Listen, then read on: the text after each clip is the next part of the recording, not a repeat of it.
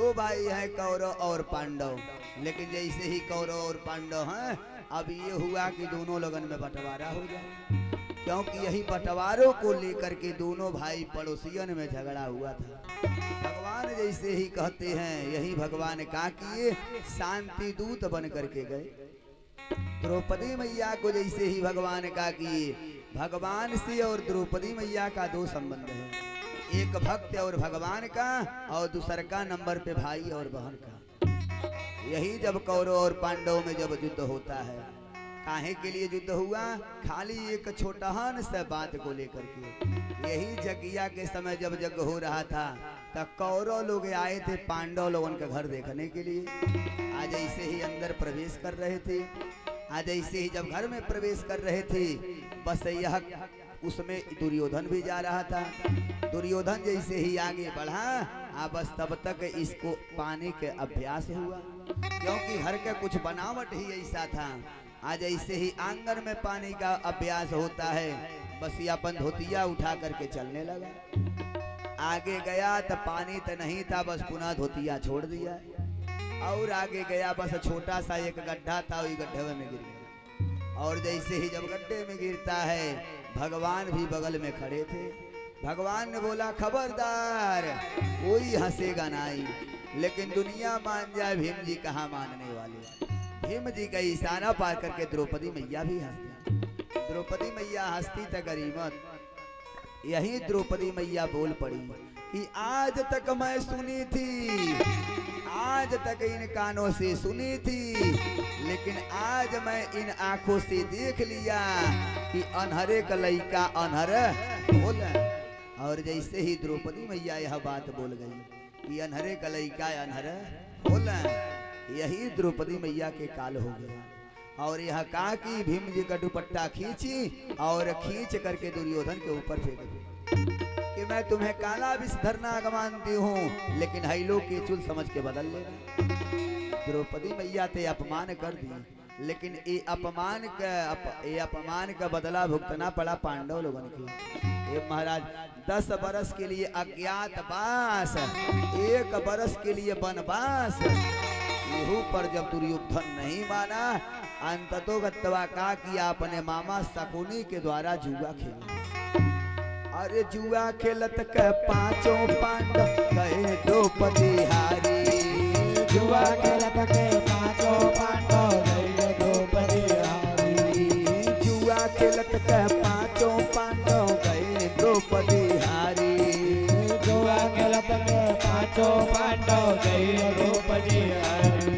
यही जुआ खेला और जुआ के दांव पे यही द्रौपदी मैया को रखवा दिया। अंततोगत्वा जैसे ही जब परिणाम का आया, यह दुर्योधन का जीत हो गया और तुरंत द्रौपदी मैया को अपने तरफ खींच लिया और अपने मित्र दुशासन से आदेश देता है कि मित्र खींच ले साड़ी उघारी दे ही बैठाई दे जांगी रहे मोरे नंगा। इसके साड़ी को खींचो और नंगा करके हमारे नंगे जंगे पे बैठा। बस यही जो है द्रौपदी मैया जैसे ही कहा किया कि साड़ी को खींचो, लोगों ने कहा कि दुर्योधन पागल हो गए हो, क्या कह रहे हो, तुम्हें पता है? दुर्योधन ने बोला खबरदार, कोई बोलेगा नहीं, क्योंकि वह दिन मुझे आज भी याद है। लोगों ने कहा कवन दिन?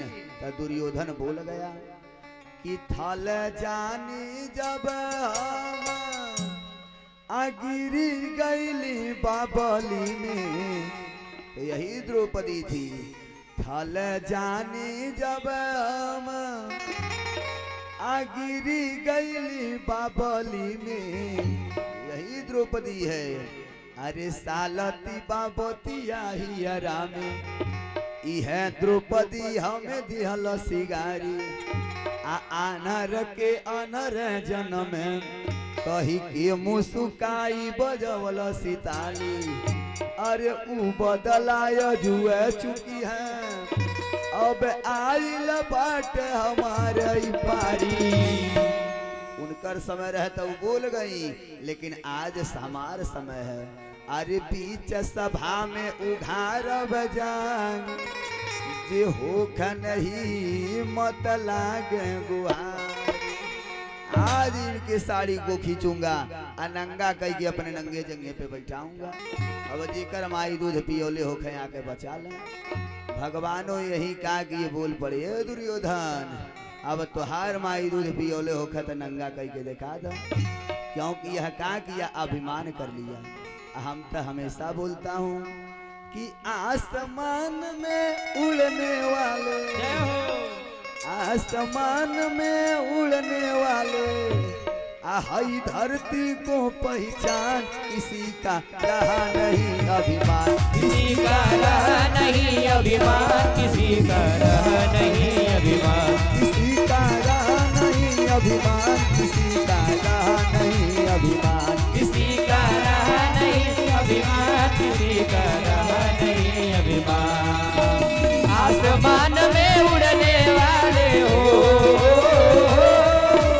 आसमान में उड़ने वाले, धरती को पहचान, किसी का रहा नहीं अभिमान, किसी का रहा नहीं अभिमान, किसी का रहा नहीं अभिमान, किसी का रहा नहीं अभिमान, किसी का रहा नहीं अभिमान।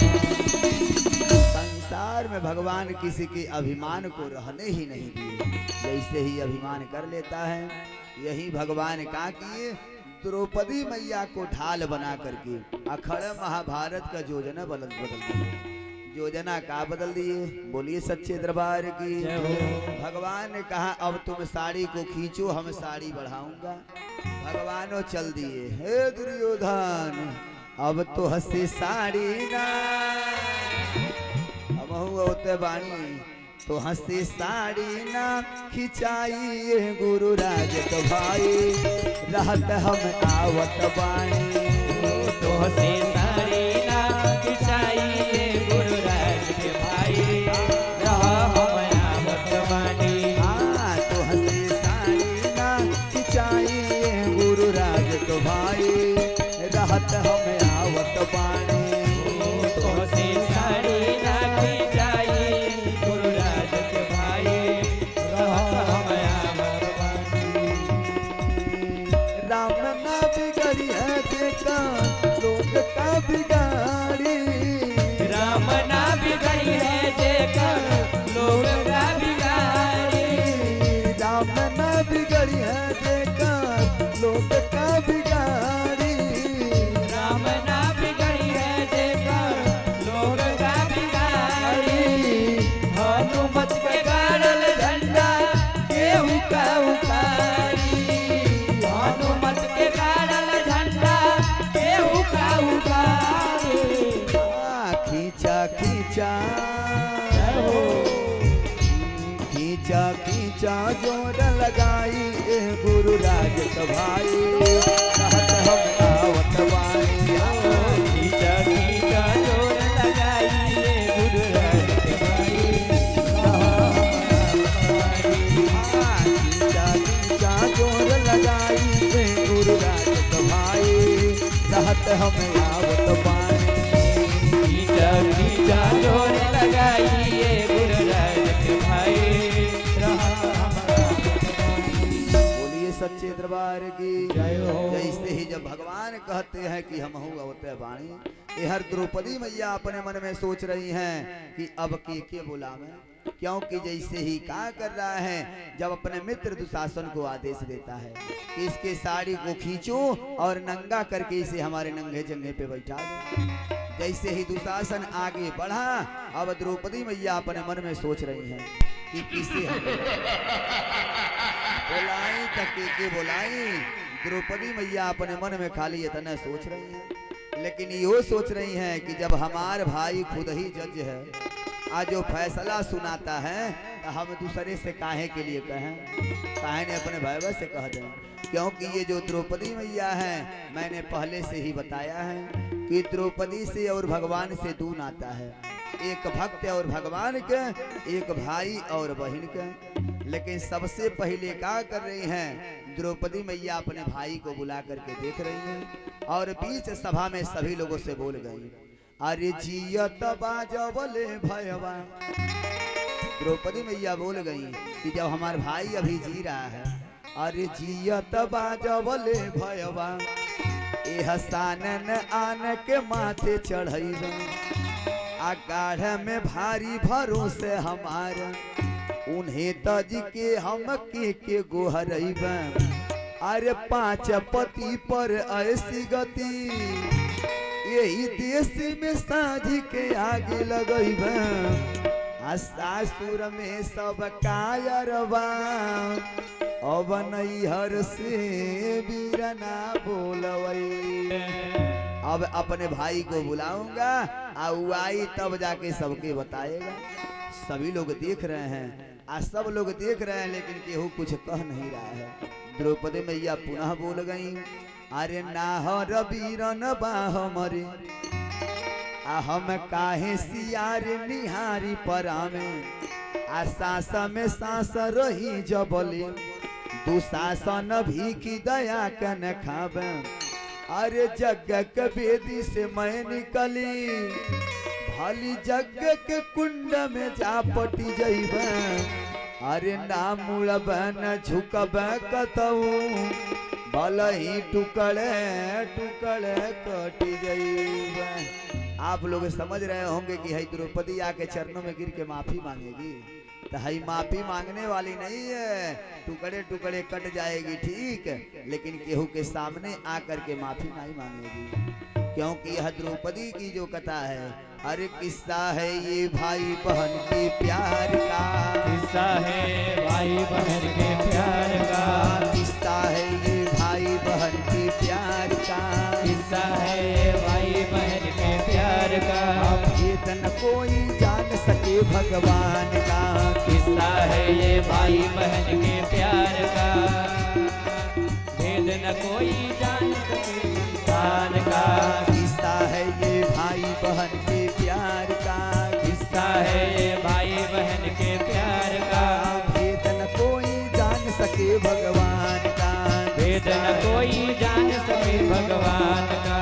आज द्रौपदी मैया अपने भाई को बुला रही हैं। अब भाई को किस प्रकार से बुलाती हैं?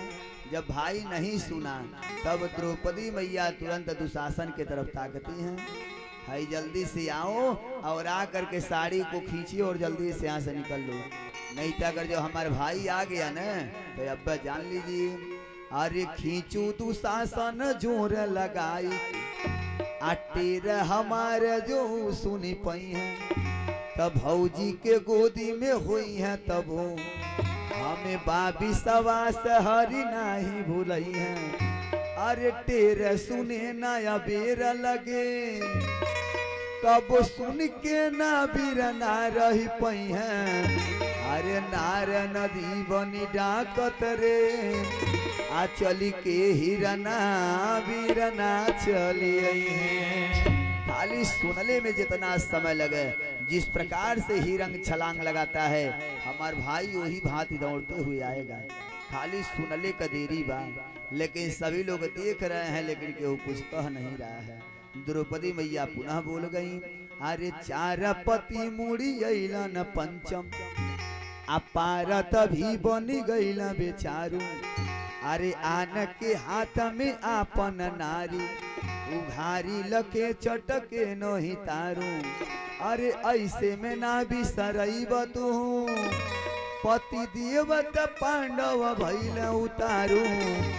अरे कीमत का जनी है इन्हने अमरल मछरी पवल में हरारू। अरे ई लोग हमारी कीमत का जाने, पांडव लोग हमारी कीमत का जाने, हमारी कीमत तो हमारे भाई जानेगा। अरे ये लोग मछली के आंखें में धनुष पार पारे हमके पा गए। तनी बियाह करे करती पैसा वगैरह खर्च किए होती, तनी बैंड बाजा और बाजा लेकर के गए होते, पैसा वैसा जब खर्च हुआ होता तब न पता चलता कि विवाह कैले में कितना कठिनाई है। अरे ये लोग तो मछली के आंखें में तीर मारे हमके पाली, लेकिन ये लोग हमारी कीमत का जाने, कीमत का जनी है इन्हने अमरल मछरी पवले में हरारू। लेकिन हमार भाई हमके कभी भूलेगा नहीं। तब तक वही समैया दुशासन आकर के गरज रहा है। अरे मोची मुरी रत आखी तरी रत द्रौपदी मैया बोल गई, अरे मोची मुरी रत आखी तरी रत, आ पापी के केहू निरेखत नाही, आ झांकत बा हमनी के सब, ओकरे ओरिया केहू छेकत नाही। अरे सासू जेठानी खड़ी देवरानी, दुशासन के केहू छेकत नाही। आहे बीरना हमरे ऊपरा, आ फटही धोतिया केहू फेंकत नहीं। इसलिए भाई आ करके हमारे लाज को बचा लो, लेकिन तभी भाई नहीं आए। पुनः द्रौपदी मैया बोल गई कि एक कन्हैया ये में तुहार गलती नहीं बा, अरे नंगी हमें सब देखल चाहे, सभी लोग यही चाह रहे हैं कि नंगी हो जाए। अरे नंगी हमें सब देखल चाहेला, आ खींचिल धोती इह चरचाबा। अरे नंगी हमें सब देखल चाहेला, आ खींचिल धोती इह चरचाबा। आ जानो न में बीरना के इहाँ, तब कैसन विधि ना के रचाबा। अरे एक तुहे तो जिदेश देशांतर, के ठकुरानी यहाँ ढक चाबा। आ बीरन यादव वंश के नाहर, आ खाली भरोस तुहार बचावा। हे भाई आज आपके आ करके बचाना होगा, लेकिन भाई तब भी नहीं आया। आज जब भाई नहीं आया, पुनः द्रौपदी मैया बोल गई कि कन्हैया आज यदि आप नहीं आए तो जान लीजिए, क्योंकि आज एक बहन अपने भाई को बुला रही है कि तुहरे जियत तो हर बहिन उघार होली, आधाई धूप अपन पीताम्बर ओढ़ाई दा। आजू सब जान जाई के कर बहिनी हम, आ भाई तनी एनन के मती भूलवाई दा। अरे छोटे छोटे नहीं तो हर बड़ बड़ बहिन बाटे, आ एगो अरे एगो ओहरो बढ़ाई दा। भाई आप चाहेंगे तो दोनों एक साथ निपटा सकते हैं, आप में इतना सामर्थ्य है, लेकिन तब भी भाई नहीं आया। द्रौपदी मैया पुनः बोल गई, ये भाई बुलाती नहीं लेकिन बुला रही हो काहे। जौने समय साड़ी को खींचा जा रहा है, उतने समय द्रौपदी मैया रजस्वला अवस्था में थी। बोल गई कि रीति रजस्वला बान्हली बा, आ पराई बचाई चले पर छाई, आ बेधत बा करियाई में बेधत, आ डोलत के गोलबा थहराई। अरे पंचन के मोती मारली बा, बीरना बहिनी कहे के कर छाई। आ ऐसे में खींचत बा के सिया, जिमे आपन भी पति छुअत नहीं। इसलिए भाई बुलौती नहीं, लेकिन आज बुला रही हूँ, आप आ करके हमारा लाज बचा लीजिए, लेकिन तब भी भाई नहीं आया।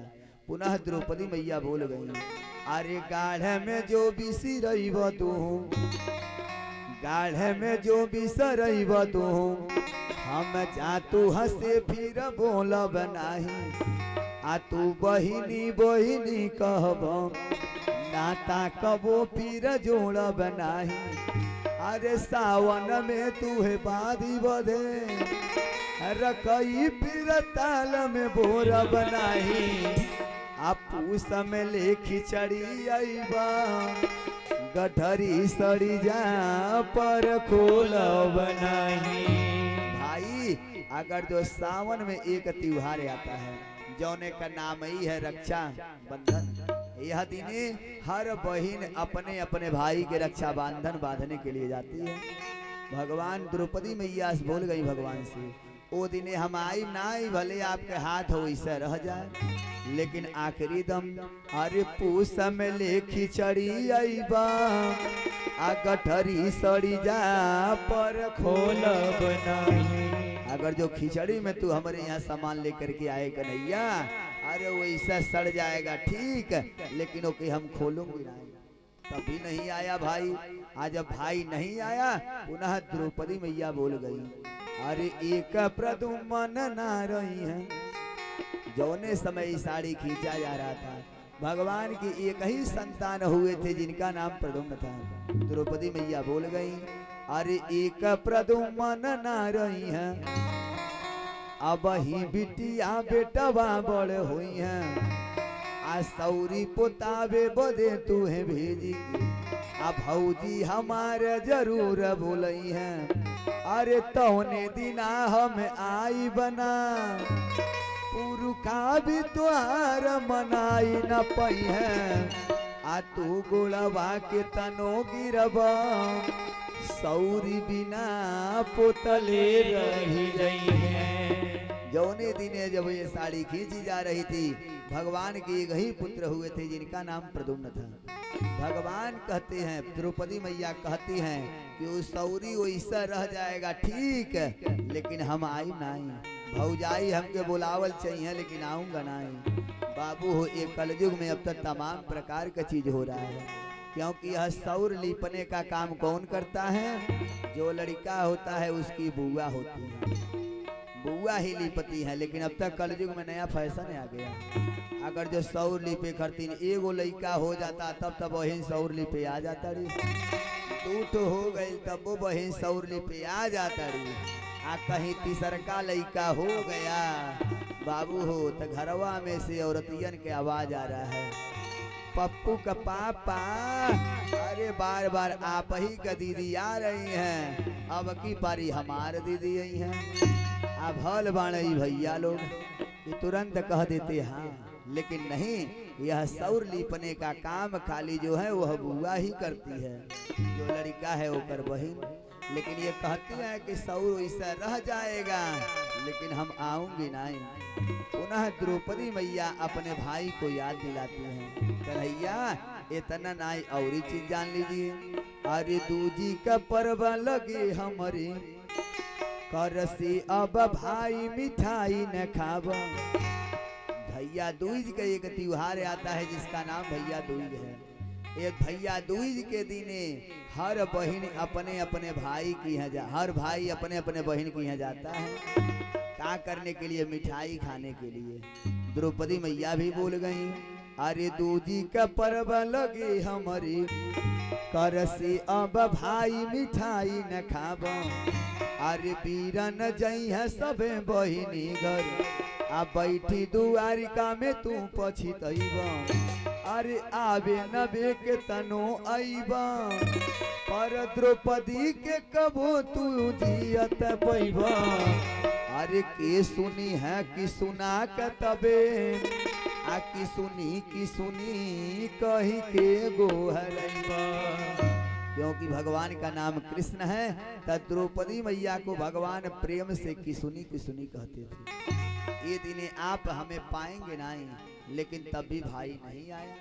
जब भाई नहीं आया, पुनः द्रौपदी मैया बुला रही हैं, ये कन्हैया इतना नहीं बहुत कुछ पड़ेगा। द्रौपदी मैया बोल गई, अरे तीज परे त्योहार पड़े, धोती तू हसे मंगवई बन नहीं। एक त्योहार आता है जिसका नाम तीज है। आइए तीजी के दिने हर भाई अपने अपने बहन की है अंग वस्त्र और फल लेकर के जाता है। ये हरो चलला कि नहीं? हाँ, हर तीजी के दिने भाई जो है अपने अपने बहन की यहाँ लेकर के जाता है। अरे तीज परे त्योहार पड़े, धोती तू हसे मंगवई बन नहीं। अरे आन के आगे भले झुकब, करब तू हसे फरमाइश नाही। अरे मोर भदे भगिना के सिरे, इमली तू हसे घोटवई बन नाही। आ पूत बियाहन तू चलबा, पूत बियाहन तू चलबा। बाबू अगर जो भाई की है, अगर जो लड़का का शादी होता है, तब बहन का भी आवश्यकता पड़ता है। क्या करे खर्ती में? एक अब आप लोग बता दीजिए, अगर जो बहन की है भाई का शादी होता है तब बहन की आवश्यकता पड़ता है क्या करने के लिए। अब इस संसार में बाराती में दूल्हा पहचानना बड़ा कठिन काम हो गया है, बहुत कठिन हो गया। काहे से दूल्हा सब इतना रंग बना करके चल रहे हैं, लेकिन बाबू हो दुल्हावा से ज्यादा ऐठ के बरतियावा सब चल रहे हैं।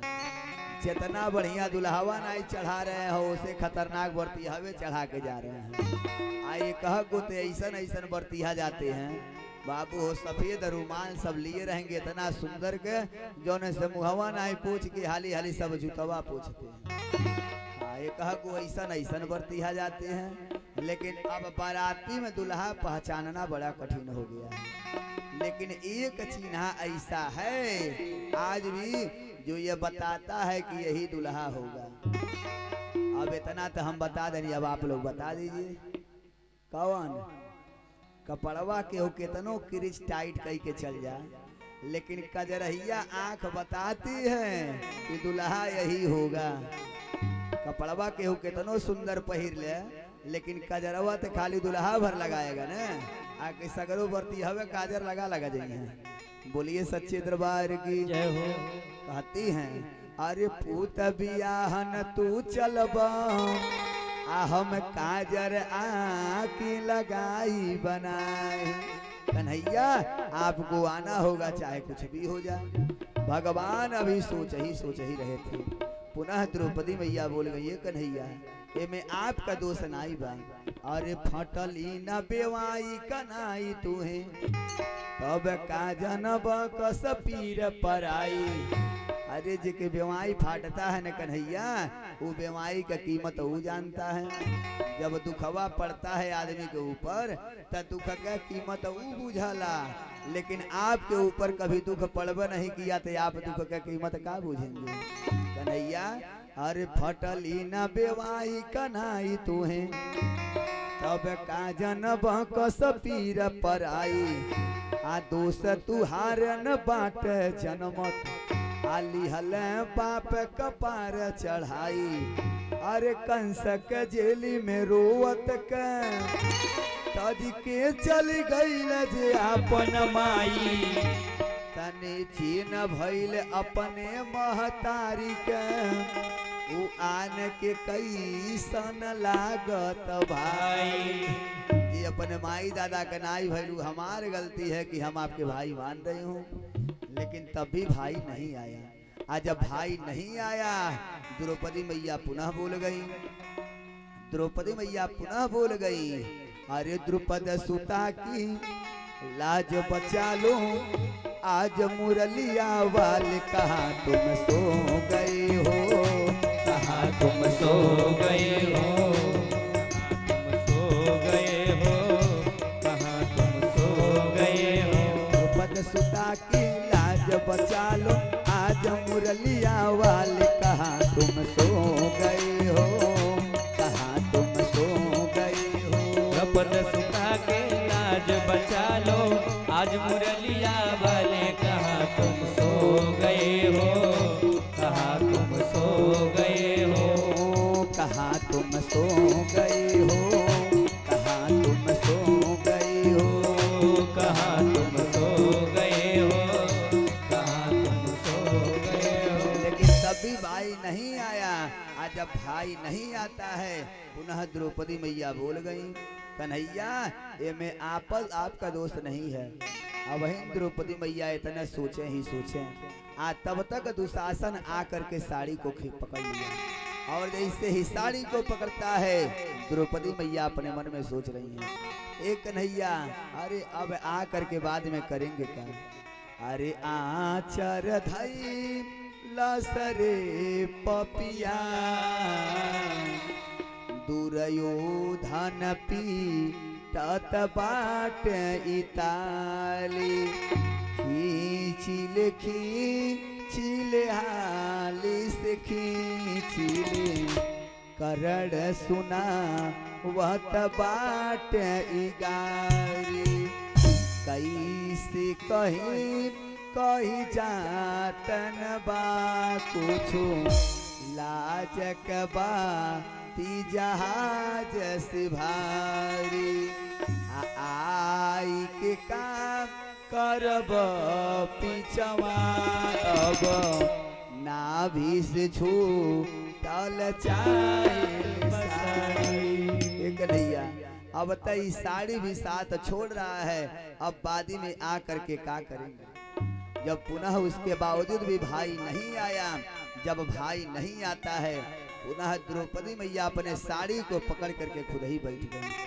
मैं छत्री की बेटी हूँ, आत्मरक्षा करना खुद ही जानती हूँ, क्योंकि बाबू हो जब तक इस शरीर में कष्ट नहीं होता है तब तक इस शरीर से कोई परमात्मा का नाम लेने वाला नहीं है। जब शरीर पे कष्ट होता है तब जाके परमात्मा का याद आता है। नहीं तो जब आदमी अभिमान में चूर रहता है तो परमात्मा का नाम नहीं याद आता है, क्योंकि घमंड के तीन साथी हैं कि नासक जरिया तीन अधान घमंड बहुबास ना मानो तो देख लो रावण कौरो कंस। ये तीन जरिया हैं, प्रत्यक्ष में सामने है, लेकिन जब शरीर पे कष्ट होता है तो एक शरीर के कष्ट के तीन ही साथी होते हैं। तीन ही साथी होते हैं कि विपत्ति में खाली तीन साथी होते हैं, खाली माई या दादा या राम। जब आदमी शरीर पे कष्ट पड़ता है तो सबसे पहले यह कहता है अरे माई, तब माई आकर के तनाई बचाती है। तब करवट बदलता है तो क्या कहता अरे बापू नहीं आते हैं। आज जब अंततो गतवा करवट बदलता है तो क्या कहता है हे राम। आज जब राम का नाम लेता है तो ये शरीर से जो पाप रहता है, चाहे पीड़ा होता है, दर्द रहता है, यह सब दूर हो जाता है। भगवान के नाम में इतना शक्ति है कि राम नाम रस मीठा है, कोई गा के देख ले।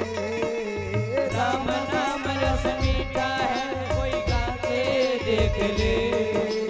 राम नाम रस मीठा है, कोई गा के देख ले। राम नाम रस मीठा है, कोई गा के देख ले। आ जाते हैं राम, कोई बुला के देख ले। आ जाते हैं राम, बुला के देख ले। आ जाते हैं राम, कोई बुला के देख ले। आ जाते हैं राम, बुला के देख ले। राम नाम रस मीठा है, कोई गा के देख ले। राम नाम रस मीठा है, कोई गा के देख ले। आ जाते हैं राम, कोई बुला के देख ले। आ जाते हैं राम, बुला के देख ले। आ जाते हैं राम, कोई बुला के देख ले। आ जाते हैं राम, बुला के। जब इस शरीरिया पे क्या करता है, पीड़ा होता है, तब आदमी राम को याद करता है। अब भगवान का नाम का सहारा लेकर के ये शरीर से पीड़ा दूर हो जाती है। लेकिन कब याद करता है, जब सगरो चीज से हार जाता है। तब द्रौपदी मैया भी जब सबको बुला करके थक गई, तब जा करके भगवान को याद करती है। चला तनी एक बार परम पिता परमेश्वर को भी याद कर ले, देखिए आ रहे हैं कि नहीं आ रहे हैं। और जैसे ही जब परम पिता परमेश्वर को याद करती हैं, हाथ जोड़ के परमात्मा को याद करती हैं कि अब कोई न सहारा बिन तेरे। अब कोई न सहारा बिन तेरे। अब कोई न सहारा बिन तेरे। अब कोई न सहारा बिन तेरे। घन श्याम संवरिया मेरे। अब कोई न सहारा बिन तेरे। घन श्याम संवरिया मेरे। अब कोई न सहारा बिन तेरे। अब कोई न सहारा बिन तेरे। घन श्याम संवरिया मेरे। अब कोई न सहारा बिन तेरे। मेरे, घनश्याम सांवरिया मेरे, घनश्याम सांवरिया मेरे, घनश्याम सांवरिया मेरे, घनश्याम सांवरिया मेरे। अब कोई न सहारा बिन तेरे, घनश्याम सांवरिया मेरे। अब कोई न सहारा बिना तेरे, घनश्याम सांवरिया मेरे। अब कोई न सहारा बिन तेरे, घनश्याम सांवरिया मेरे। ओ अब कोई न सहारा बिना तेरे, घनश्याम सांवरिया मेरे। अंततो गत्वा जैसे ही द्रौपदी मैया जब भगवान का नाम जैसे ही लेती हैं, अब भगवान का कितना नाम होता है, जितना सरकार का उपनाम होता है, सगरो नमवा ले करके द्रौपदी मैया जोर जोर से चिल्ला रही हैं। अब भगवान के कितना उपनाम होता है, यादाश्त अच्छी है तो याद कर लीजिए। अरे मोहन माधव नंद के नंदन, हे जसोदास कृष्ण मुरारी, हे मोहन माधव नंदन हे जसोदामन कृष्ण मुरारी। गोप सखा ब्रजनाथ ब्रजेश गोविंद गोपाल गोवर्धन धारी, गोप सखा ब्रजनाथ ब्रजेश गोपाल गोविंद गोवर्धन धारी। एहो मुकुंद गिरीश सखा जय द्रौपद वीरन की बलिहारी, एहो सुजान दीन सखा जय द्रौपद वीरन की बलिहारी। सौ यहाँ एक दुशासन साड़ी को खींच रहा है, यहाँ एक दुशासन साड़ी को खींच रहा है। ऐसन ऐसन बहिन और सौ दुशासन का करी है, हरि के कर दू कर बर कवार। अरे सौ दुशासन का करी है, हरि दे कर तू कर बार खबारी। सौ दुशासन का करी है, हरि के कर तू कर बर कवार। अरे सौ दुशासन का करी है, हरि दे कर तू कर बार खबारी। जय वसुदेव कपूत बलि, जय काल सहायक रास बिहारी, जय वसुदेव के पूत बलि, जय काल सहायक रास बिहारी। शंख गदाति सरे कर पदम चतुर्भुज चक्र सुदर्शन धारी, शंख गदाति सरे कर पदम चतुर्भुज चक्र सुदर्शन धारी। जय मुरलीधर काली विनाशक, द्रौपद वीरन की बलिहारी, जय मुरलीधर काली विनाशक, द्रौपद वीरन की बलिहारी। सौ दुशासन का करी है, हरि के कर तू कर बर कवारी। सौ दुशासन का करी है, सौ दुशासन का करी है, हरि के कर तू कर बर कवारी। सौ दुशासन का करी है, हरि दे कर तू कर बार खबारी। अरे कन्हैया आप जेकर खुद ही रक्षक हैं, होकर के हो का बिगाड़ेगा। आज ऐसे ही जब सुनते हैं भगवान, बस जैसे ही सुनते हैं कि हमारे उपनाम लेकर के बुला रही है, भगवान सोए हैं, तुरंत कहते हैं बस बस बस बस। हम यही तो चाह रहे थे कि तू हमारे कौनो नमवा लेकर के बुला लो। बस भगवान कहाँ हस्तिनापुर में सोए हैं, आज सोए सोए सपना देख रहे हैं, दिनवा में सोए हैं, आज सपना देख रहे हैं कि सपन दिनवा देखल बीरना।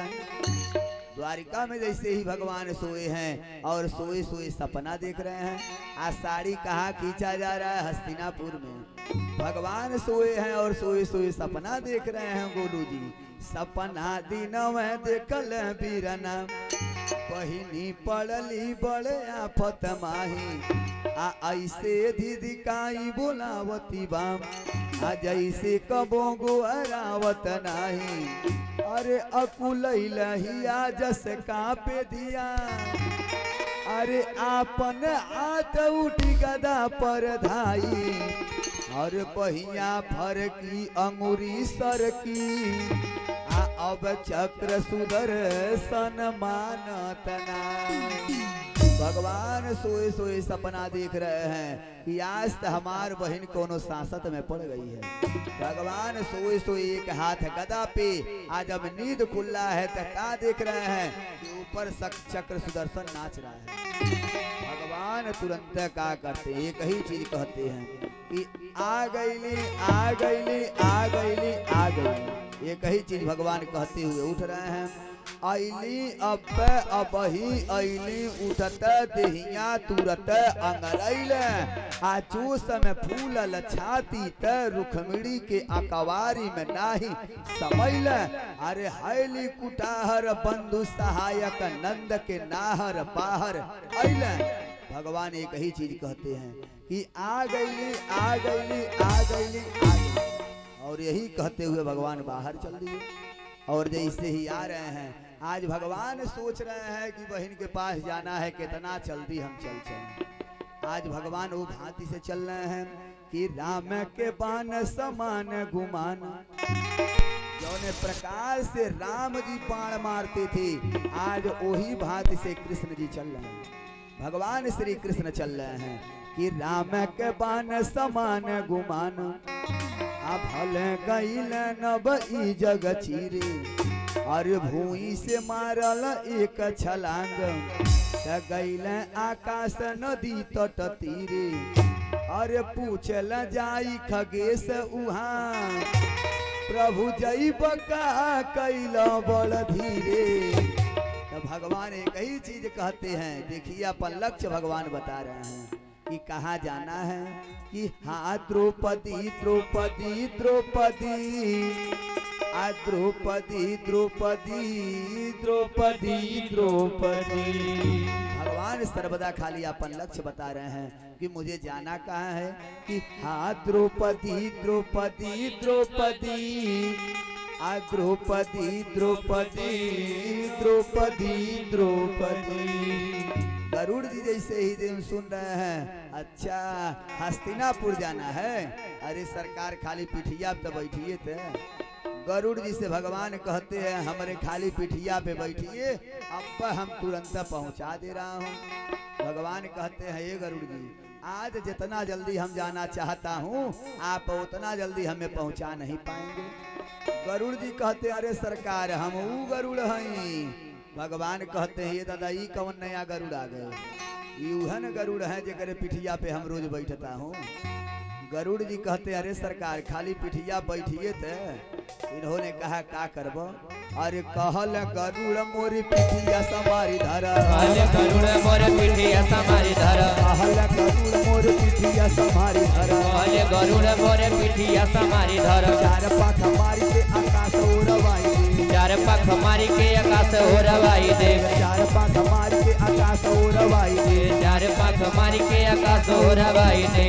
सरकार खाली पिठिया पे बैठिए थे, चार पाख मार नजर में खड़े आसमान उड़ा गए। इन्होंने कहा आप उतना जल्दी हमें नहीं पहुंचा पाएंगे जितना जल्दी हम जाना चाहता हूं। आप जब पंख मारेंगे ना तो सूर्य चंद्रमा और तारा दिखाई देंगे, सूर्य दिखाई देंगे, चंद्रमा दिखाई देंगे, तमाम प्रकार का तारा दिखाई देंगे, आपको जाने में विघ्न होगी।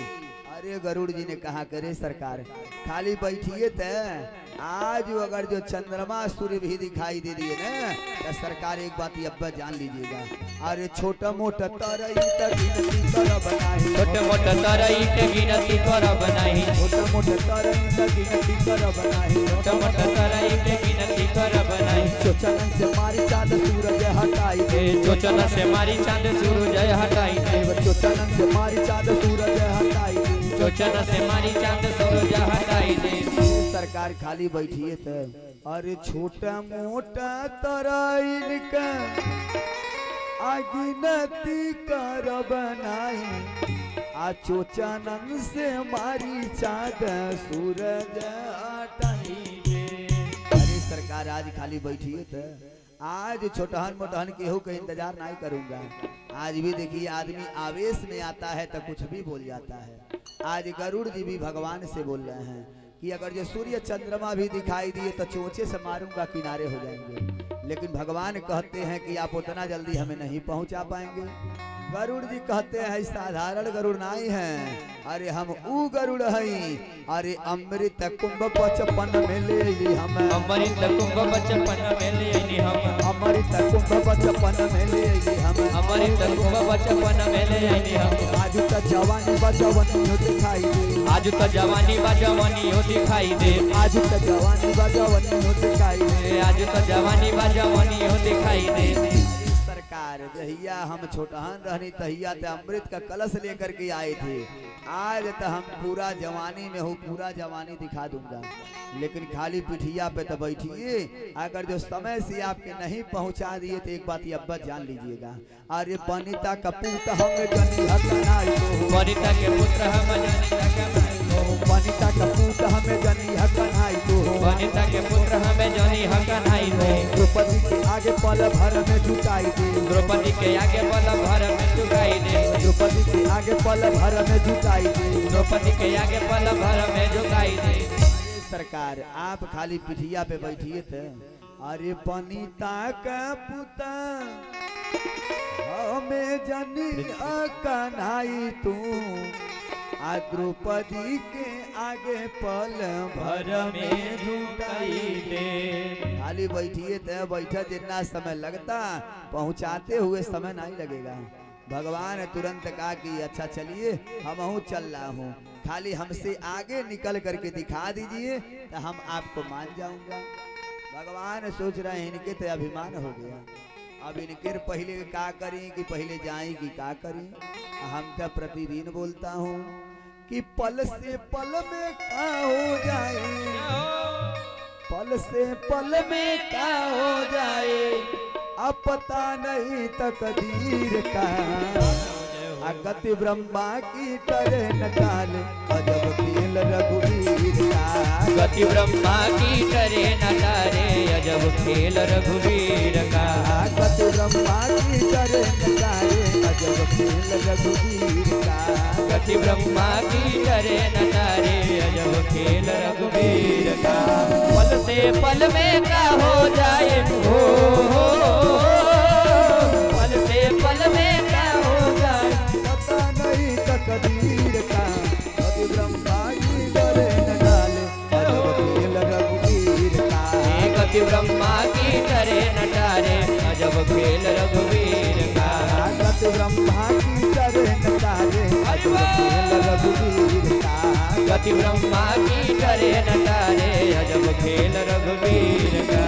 जब ब्रह्मा जी खुद ही जकर नसीब में लिख दिए, जैसे ही कहते हैं सरकार आगे खाली गरुड़ जी हमसे आगे निकल करके दिखा दीजिए तो हम आपके मान जाऊंगा। भगवान चल रहे हैं, सभी लोग ऊपर से देख रहे हैं, सभी लोग नीचे से देख रहे हैं, सरकार ऊपर ऊपर जा रहे हैं।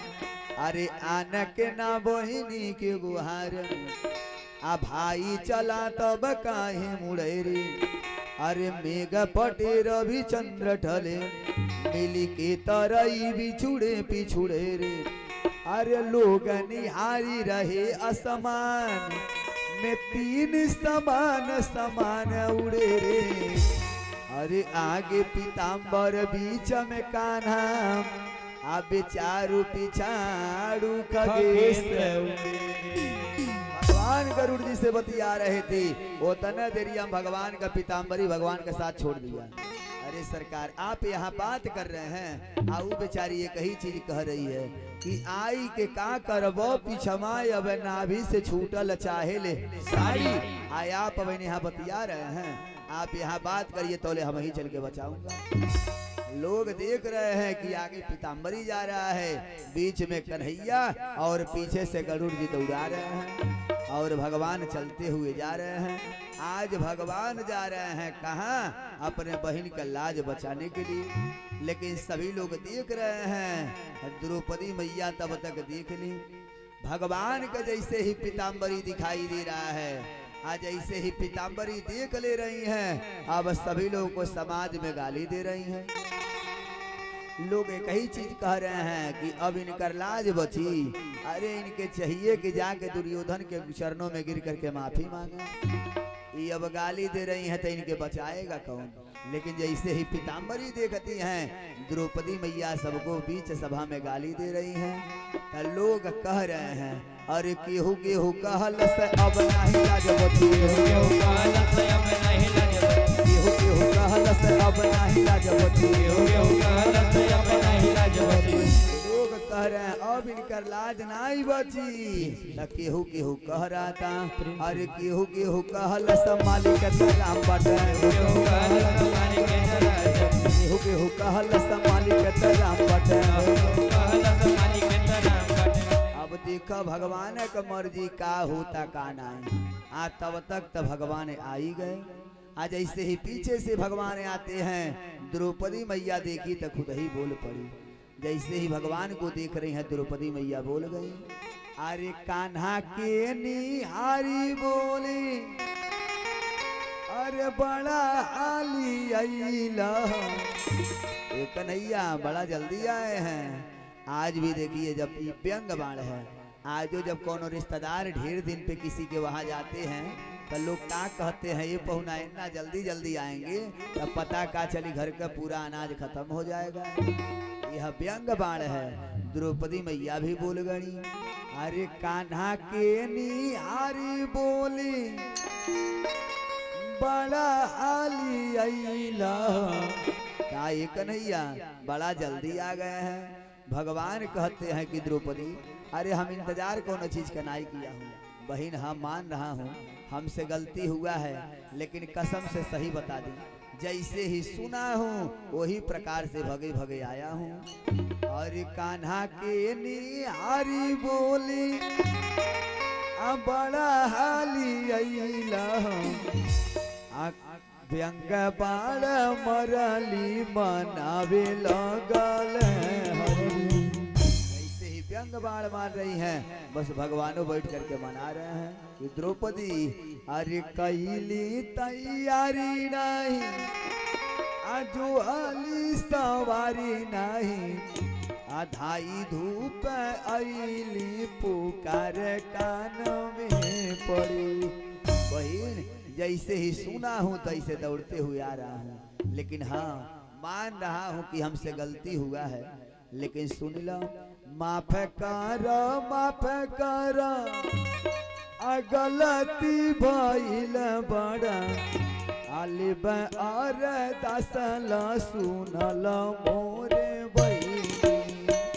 मान ताने कि हाँ हमसे गलती हुआ है, लेकिन बहनी अब चुपा जाइए। अरे एक चीज जान लीजिए अरे आजू तोरे लोरावन का एक एक बूंद पर आदि बजूर माना हम लाख लाख चुंदरी। हम मान ताड़ी हमसे गलती हुआ है, लेकिन ए द्रौपदी जब तक हम नहीं आए थे तबले तजे चहलस कुछ कर लिया, अब तक हम आई गया हूँ रे पगली तो अब कवन बात है।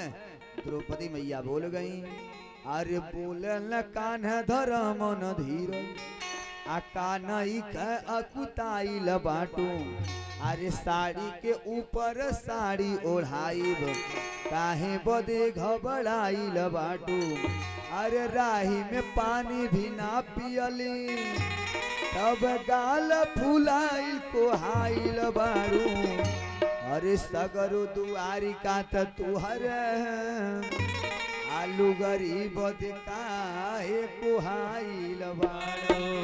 अरे द्रौपदी सब तो द्वारिका तुम्हारा है पगली, काहे के लिए रो रही हो।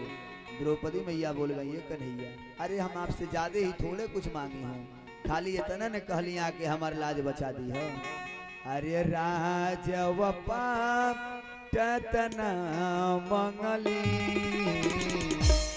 मंगली तू हसे लुगरी एक कविता आतौने बदे तरसाई के अइला, का जनब तूहे गाढ़े कमीता वीरन और बहिनी के स्नेह में तरक भीतर कहा कर जीता, भारत के समुझाई कभी हरे राख बचाई के आपन गीता।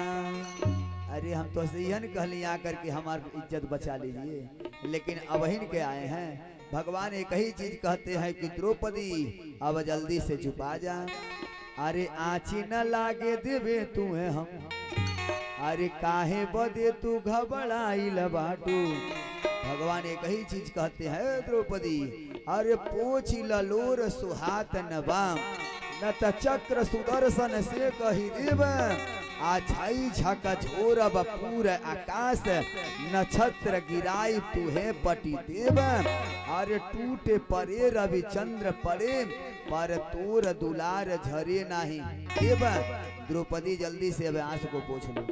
अरे पोछ ललोर सुहात नबा, न त चक्र सुदर्शन से कही देव। अरे पगली जब तक हम नहीं आए थे जितना चाहिए उतना रो ली, अब तक हम आई गया हूँ, अब काहे के लिए रो रही हो। भगवान बोल पड़े, अरे जबले न आइल मैं रहले, आ तबले जे चहल उड़वल से हासी।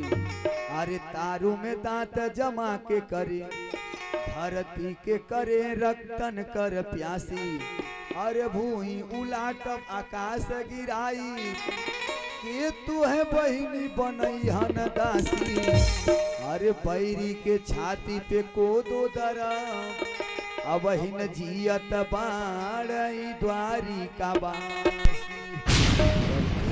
अब हिन तो तुहार भाई खड़ा है, जल्दी से आंसू को पोंछ लो। लेकिन द्रौपदी मैया रो रही हैं और भगवान कर, अरे पगली, अरे द्वारिका बेचब जाई कुबेर की।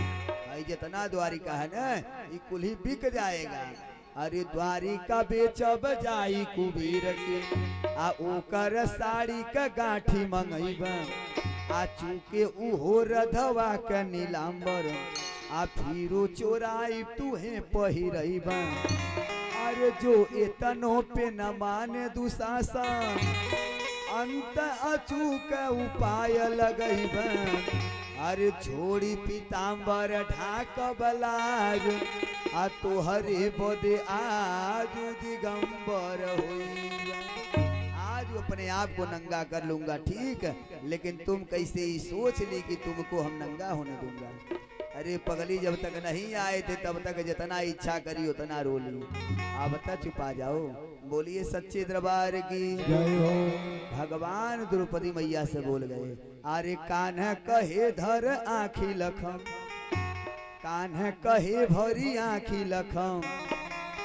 बहिनी के गुहार में भाई खड़ा बा, अरे आंचल पार तू ही बनलू।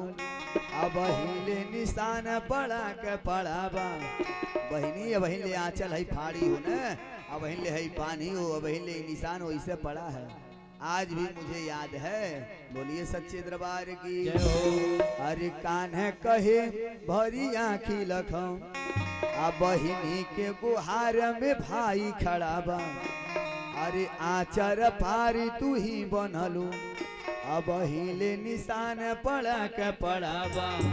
अरे भैली तुहार बड़ी रिनिया, करजा बढ़ल बड़ सूर चढ़ाबा। अरे लाजत खाली बियाज में राखो, अमूल तुहार पड़ा के पड़ाबा। बहनी तुहार सब कुछ बहनों इसे पड़ा है।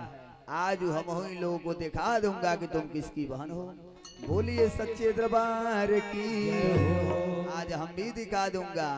भगवान तुरंत कहते हैं, तुरंत दुर्योधन के तरफ घूम गए। दुर्योधन अब तक तुमने शकुनी के साथ धर्मराज के साथ जुआ खेला है, अब हमारे शर्त सुन लो। अब हम तुम्हारे साथ जुआ खेल रहा हूँ, यही द्रौपदी रहेगी दाव पे। शर्त का रहेगा सुन लो, शर्त यही रहेगा। अरे अब तक शकुनी से धर्मराज खेलले, अब तक शकुनी से धर्मराज खेलले, अब तक शकुनी से धर्मराज खेलले, अब तक शकुनी से धर्मराज खेलले। अब हम द्रौपदी के भाई लेनी दाव पे, अब हम द्रौपदी के भाई लेनी दाव पे, अब हम द्रौपदी के भाई लेनी दाव पे, अब हम द्रौपदी के भाई लेनी दाव पे। अब यही द्रौपदी दाव पे रखी जाएगी। आज शर्त सुन लीजिए का रहेगा, शर्त का रहेगा अब बस सुन लीजिए।